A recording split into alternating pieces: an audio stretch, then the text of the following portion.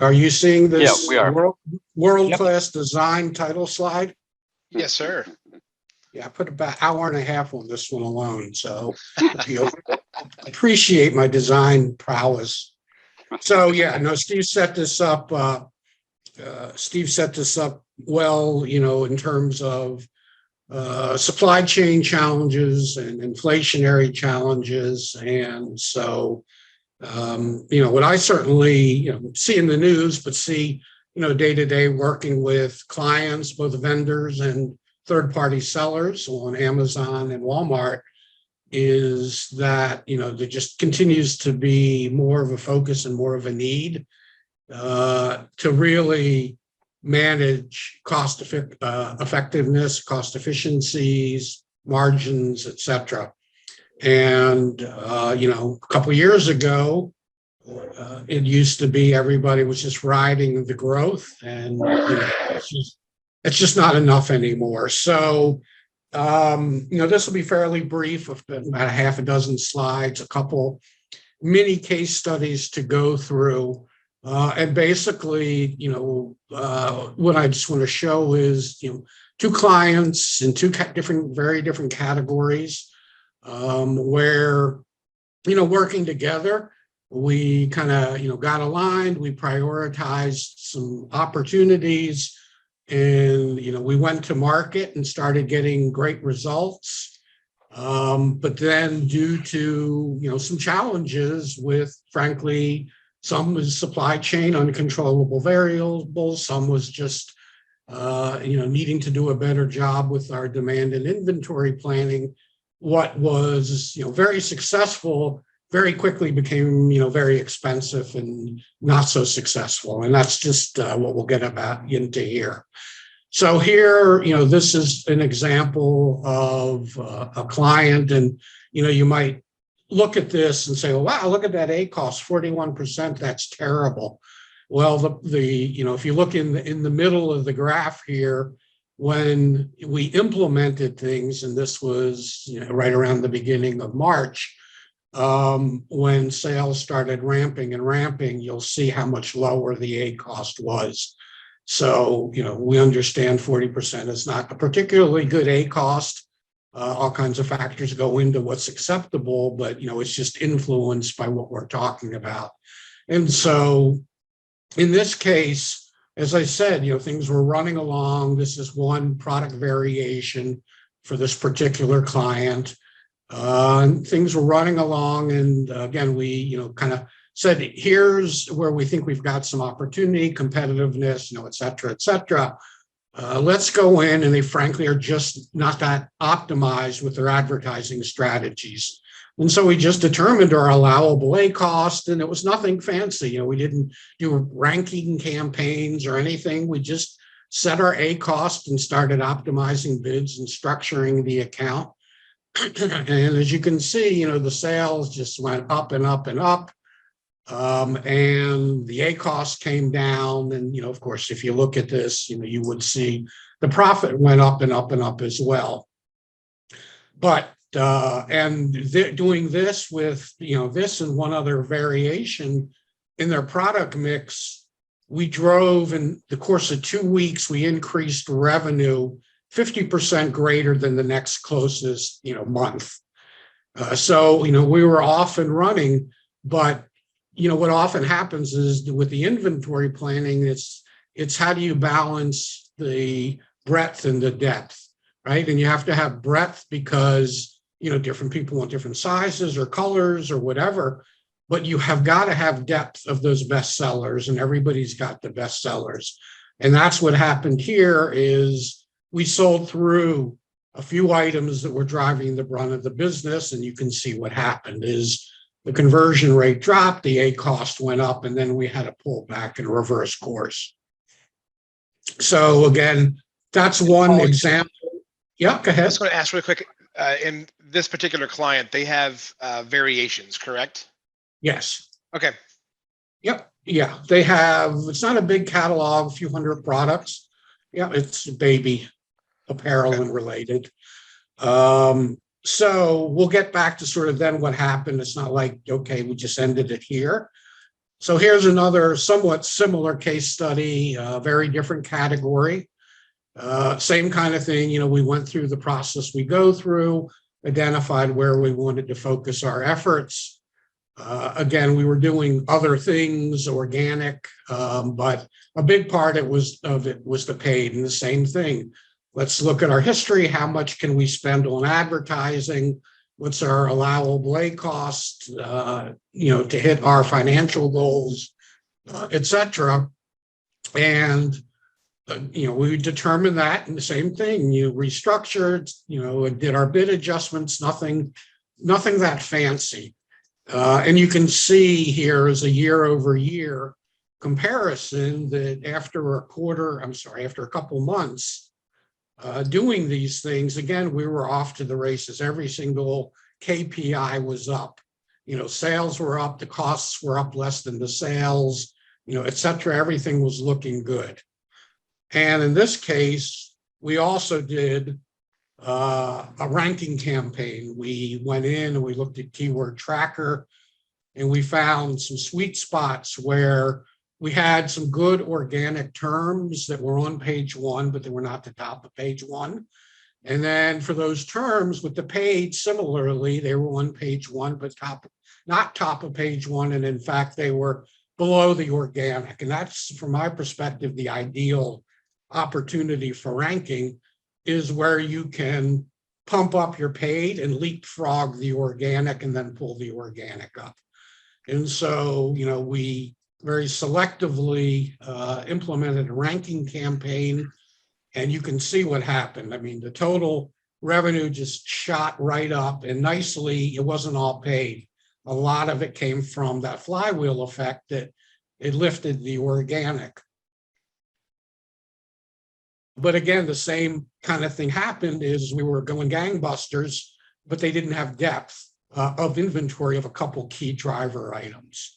So both of these similar case studies, again, different categories. And so the challenge was, a combination of demand planning and inventory planning. And so this is a report, and many of you probably have inventory management software that you're using, but not everybody does. And so this is a report I'm sure just about everybody is familiar with, which is, basically your Amazon FBA inventory. And there's some real downsides to this report. So one is, of course, if you do merchant fulfilled or seller fulfilled Prime, you got to fill that in here. Amazon has no visibility to that. So not a big deal, but it's something you need to know.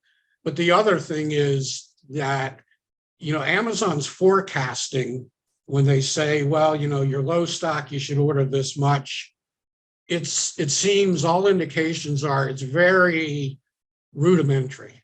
They basically are looking at last 30-day unit sales and projecting it.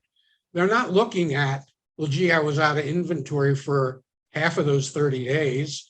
Or whatever the number is. They're not looking at seasonality, anything. They're just sort of looking at the last 30 days and extrapolating, which can create, some problems. So at the end of the day, what we had to do was go in with this client and say, we have got to get at what is our 30-day run rate. We've got to set a minimum. We are not going to put a bunch of effort into advertising a variation, let's say, if we can't keep it going for at least 90 days or 3 months, because it makes no sense to do what we did to just undo what we did, 30 days later. It's a waste of time instead of finding something that's sort of sustainable and you can build on. And so we had to go in here, and frankly, this client, and we'll get to an example in a couple of slides, didn't have great visibility to say, yeah, I know for this item I was in stock for 30 days, and this one I was in stock for 21. We had to make some assumptions, so we did that. And then in this case, seasonality is not a big factor. We extrapolated it out, and we just went through and basically, okay, this is what's in the Amazon network. This is what's at the DC, because this client, like many, their product comes from Asia, and it's a 6-month lead time. And so we have to work within, basically what's sitting in this country. And so we went through that process, and you could see we got over here and said, okay, and you can see these are the best sellers I talked about. This was not one of the variations I just showed you before. We had to go back to the well and look at the whole product catalog. But we did this for everything. And you can see here, basically, okay, here's a variation. We can support 3 months of demand. So let's go to it, and we kind of shift gears, and we pulled back on what we were doing on the one I showed that, in the first graph, and we were shifting gears to this. So same thing for the second case study, similar process. One thing that comes out of this is, let's say, this is close. And so we've got, 3 months of everything and then tons of stuff down here, but what if this was like 60 days up in here? Well, then what do? Well, you don't want to necessarily stop advertising. And so you have to find a balance. You've got to go back and look at this and break it down by paid and organic. And so, if half of your sales is coming from paid and you can only meet 60 days demand, then you don't stop advertising, but you're going to, maybe you're going to pull back your top of search bids, or, there's a bunch of things you're going to do to pull back on your advertising, because there's no point to pay for paid sales that you can get organically. But again, you don't want to stop the advertising completely. So that becomes another factor. It's not like, okay, either black or white. It's, yep, we can do it. Let's move ahead. Or we don't have enough inventory. How are we going to pull back so we continue to sell, but we don't go out of stock? Paul, is there logic to doing any kind of cost increases to slow down sales? Yeah, it's a good question.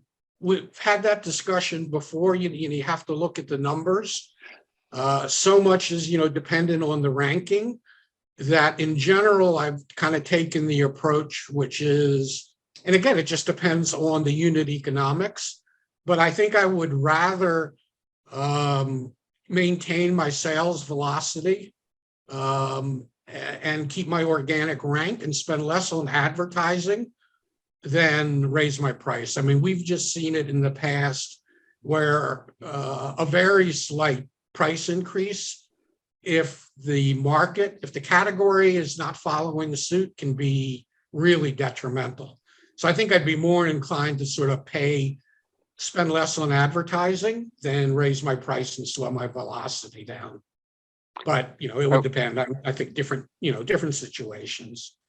I would say, just to add to those 2 points, I think that the price could be a good strategy, but you have to weigh that because like Paul said, sometimes a small increase can make a big difference, especially when you you hit a price threshold. It goes from $9.99 to $10.99. All of a sudden, it's a considered purchase versus an insignificant purchase. And on the advertising front, there's what Paul's trying to say is, don't do anything drastic. So you may want to back off advertising and eventually even stop advertising on something that you're going to run out of stock on. But it all depends on where you're ranking. If you were to just stop your advertising on an item that is on page 1, but by stopping your advertising, that additional sales velocity is now going to put you on page 3. That 30-day supply, 60-day supply, 90-day supply, whatever, could turn into a year's supply based on what type of sales volume you would hit in that decreased ranking. So don't spite yourself by doing something foolish or, rash. Think it through, do things gradual, and no, don't overspend on advertising, but also don't just go cold turkey. Yeah, and that brings up 2 related topics. So one is, in terms of the bidding, sorry, I lost my train of thought. On the pulling back, one of the things we found is when we went and said, okay, let's look at X time period and determine our allowable A costs. one thing we learned was that in general, yes, there's certainly a flywheel effect, but in general, every dollar incremental, dollar you get from ad spend is not going to translate to an incremental dollar in organic. Maybe it's 50 cents. I mean, who knows, all kinds of factors. There's certainly a lift, but it's not one-to-one. And so one of the lessons we learned when we went into this was, yes, we did our homework in terms of what's our allowable and all that stuff. But what we saw as soon as we started, and again, this was not like, hey, let's spend real aggressive. It's let's just optimize. As soon as we start to optimize and got the lift that I showed you in those graphs, what happened is the mix of paid versus organic changed. And so what we've learned, kind of what you were alluding to, is you also have got to think ahead, not only about, well, if I pull back on paid, what happens to organic, but also as I ramp up my paid, that mix is going to change. And all of a sudden, what was the allowable A cost is now too high because you're getting less organic. And so what we've learned from that process is next time you do this, what we've already done is, okay, what's our allowable? And then you reduce it by 25% to plan ahead. So, agreed about, you really have got to kind of phase these things in and look at the different pieces. So the last thing here I'll show you was this. And so we've talked a lot about getting at the demand planning and the, again, many of you probably have inventory management software that does this, but this is just, a manual workaround for the people that don't. And again, you can sort of tell this is that same inventory planning worksheet that comes out of Seller Central. But basically, it's you have to pull it on a weekly basis, and so every week it's going to tell you for every item this is your inventory, and every week it'll tell you what your sales are, et cetera, et cetera. You really have got to maintain this to establish that run rate, because as I said at the beginning, with that one client, we were like, oh, okay, well, we see these numbers, but we really don't know for every one of these items what percent of the 30 days we were in or out of stock. And if you do this over a period of time, you will get a much better sense. And one of those two clients, when I showed this to him, he was like, well, we could tell that the sales were increasing. We knew that. We didn't have to do this. I said, but did you know what the numbers were? Well, they didn't, because now they're scrambling to have to get the inventory. So this is the other piece of that. If you don't already get it through automation, it's really important to start tracking this, because again, those inventory planning reports are very lacking. So that was all I had. Thank you for the time. I'm going to stop sharing. Awesome. Thank you, Paul. Yeah, there's I think the key is that you've got to be looking ahead, right? You've got to be looking at how are my products selling, and we're with all these supply chain issues that you're faced with, how are you going to fuel the fire? What I find is that inventory, when we take on a new client and we start looking at their sales performance and we look at like what's gone wrong, what can we improve? I would say the vast majority of our immediate fix benefit is coming from inventory management, because I like to look at it as like sales ranking on Amazon is like climbing a ladder. Climb, and you run out of stock. All of a sudden, you fall off the ladder. Well, now you got to climb it all over again. And if that becomes a long period of time in between, it can really be problematic. One of the suggestions we have is to close listings when you run out of stock, to preserve the sales history that Amazon's going to use when it does come back in stock. So if you work with us, we'll guide you through the planning process. We'll guide you through specific examples of how we can forecast, what tools we can use. There are numerous third-party tools that can provide very advanced inventory planning and so forth. And sometimes a good old Excel spreadsheet gets you what you need, very very cost efficiently and simplistically. So don't lose focus on those things, because it will impact you, and sometimes it really is a challenge to claw back when you run out of stock for a period of time, because what happens is not only do you lose sales, your competitors gain sales. You basically are giving up. You're giving up all your sales, whatever those sales are, on whatever breadth of assortment you're out of stock on. You're giving them to your competitor, because that demand on Amazon hasn't changed. Now they taste that opportunity. They see those sales. They realize just how much business they weren't capitalizing on before, and now they're going to double down on all their efforts with, broader, more expensive advertising and optimization efforts and so forth. And now you basically educated your competitor. Right. Especially if it's a product that is reorderable as well, because then it's compounded, because you've let a product shift away from your brand to another. And that's just, it's a really, really bad situation.